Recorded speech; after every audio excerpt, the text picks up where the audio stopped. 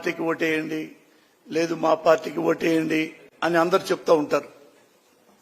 నేను అడుగుతున్నా, అడిగినప్పుడు ఒకళ్ళు ఏమన్నారంటే, వాళ్ళు అర్బన్ పీపుల్ అంటే టౌన్స్లో ఉండే ఓటర్లు, నగరాల్లో ఉండే ఓటర్లు, బాగా డబ్బున్న వాళ్ళు, వీళ్ళు ఏమంటున్నారంటే, ఏమండి జగన్మోహన్ రెడ్డి గారు డబ్బులన్నీ పేదవాళ్ళకి పప్పు బెల్లాలాగా పంచిపెడుతున్నారు, అది మీకు కరెక్ట్ అనిపిస్తుందా?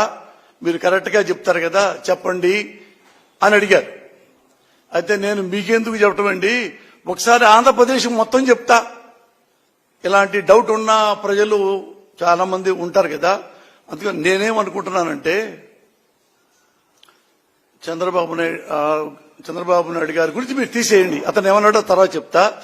జగన్మోహన్ రెడ్డి గారు పప్పు బెల్లాలాగా పెట్టకపోయి ఉంటే ఈ పాటికి ఆంధ్రప్రదేశ్ చంద్రబాబు లాంటి ఒక అవినీతి పరుల చేతుల్లో పేదవాళ్ళు నాశనం అయిపోయేవాళ్ళు.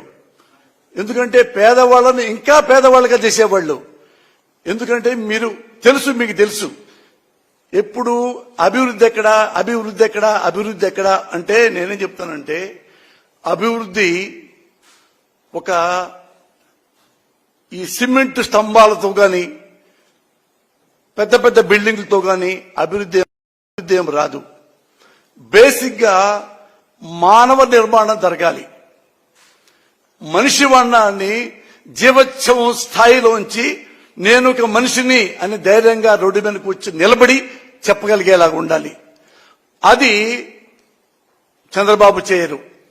5 ఏళ్లకు ఒకసారి ఎలక్షన్కి వస్తారు, పేదల దగ్గరికి, కూలీల దగ్గరికి. వాళ్ళని పేదవాళ్లుగానే ఎన్నో సంవత్సరాలుగా 75-80 సంవత్సరాలుగా అలాగే బతికిస్తున్నారు. చంద్రబాబు లాంటి నాయకులు వస్తారు, వాళ్ళ దగ్గరికి వస్తారు. ఒక్కొక్కటి ఇంటికి ఒకటికి 1000 రూపాయల చొప్పున, నలుగురుంటే 4000, 8 మంది ఉంటే 8000 ఇచ్చేసేసి వెళ్ళిపోతారు. అప్పటిదాకా ఈ పేదవాడికి ఏముంటుంది? పూరి గుడిసె, అన్నం లేదు, ఆరోగ్యం లేదు, నాగరికత లేదు, విద్య లేదు, డబ్బులు లేవు, తినడానికి తిండి లేదు, కడుకోవడానికి బట్ట లేదు. ఇలాంటి వాడికి ఒక్క 1000 రూపాయల కాగితం చూపిస్తే, ఇదిగో ఈ 1000 రూపాయలు నీకు ఇస్తా, నాకు ఓటేస్తావా? వేస్తానయ్యా, 6 ఉన్నాం 6000. ఇది సాగుతుంది ఎప్పటి నుంచో. అప్పుడు ఏమవుతుంది? ఈ 6000 ఎప్పుడు వస్తాయి? 5-6 నెలలు వస్తాయి.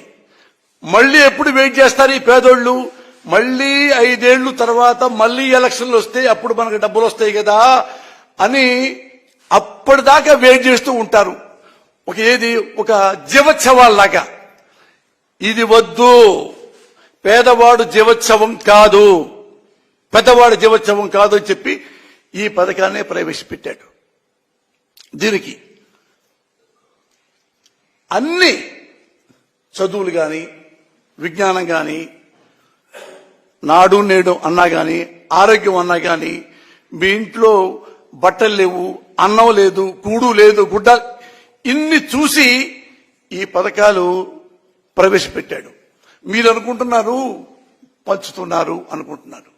నేను అంటున్నాను, అర్బన్లో ఉండే మహానుభావులు, డబ్బున్న వాళ్ళు, ధనవంతులు, ముఖ్యంగా చెప్తే ఎగ్జాంపుల్ మా కమ్మ వాళ్ళు కూడా, అలాగే డబ్బున్న కాపు మహారాజులు కూడా అదే టౌన్లో ఉంటూ మీరు కూడా ఎంతో మందికి లక్షల రూపాయలు పంచుతున్నారు కదా పేదలకి.